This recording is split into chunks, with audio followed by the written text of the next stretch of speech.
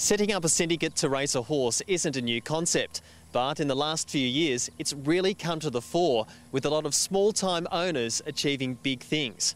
Of course, we all hope to pull a Joe Janiak and turn that $1,250 horse into a takeover target and win $5 million. Star Spangled Banner was a relatively cheap buy. He became a Group 1 winner in Australia and in the UK. Brad Spicer was the man who made it all happen.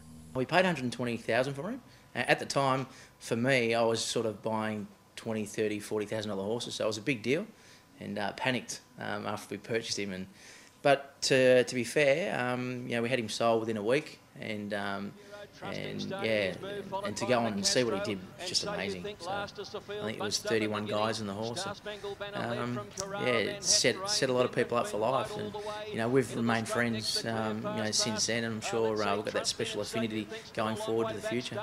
It wasn't just the prize money that made the difference. The fortune of a wealthy buyer being interested later on turned a racing dream into effectively winning a lottery. Yeah, there's a lot of little stories within the horse, and one particular story is Craig de Courcy. He was a mate of Troy Corson's actually, and when we bought the horse, I sort of half panicked on the way home, and I rang a few people, and I think within about half an hour I got this phone call from Craig de Courcy. He happened to be in the lounge room with a guy that was with us during the day at the sales, and he was looking at the catalogue. He says, "Oh, I don't mind this horse." He said, "Oh, Brad bought that horse today." Anyway, to cut a long story short, he bought 10%. It was his first ever share in a horse, and it's fair to say, with his sale of the horse, I think he copped $1 million, and now he lives in Toorak, and he's got a wife and a child now. So that's great. It's to pinch a saying of Adam Sangster. He says that Star Spangled Banner changed the guy's postcodes within the horse, so I use that quite a bit. During the 2012 Spring Carnival, Jackalbury was amongst a strong group of imports heading towards the major cups. From the UK, he ended up running third in the Melbourne Cup. This time there were no sheikhs or sprawling racing empires involved, just a bunch of ordinary people who loved every minute of it.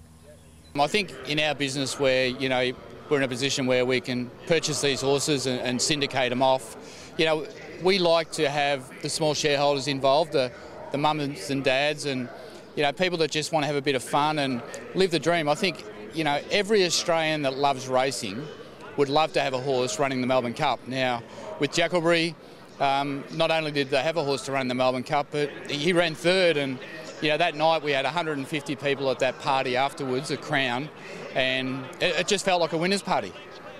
And then he went on to run overseas again. Yeah, well, that's right. Like, he ran in Japan over 2,400, was probably a bit short, but we took a tour to Dubai to watch him run. We took a tour to Ascot and Ireland. So we've taken the owners around the world, and a lot of those people had to go and buy passports because that's what a horse will do to you. Under syndication, it'll take you around the world. Those are just a couple of examples of how small-time owners have reached the big time. Hopefully, with a bit of luck, many more will do the same.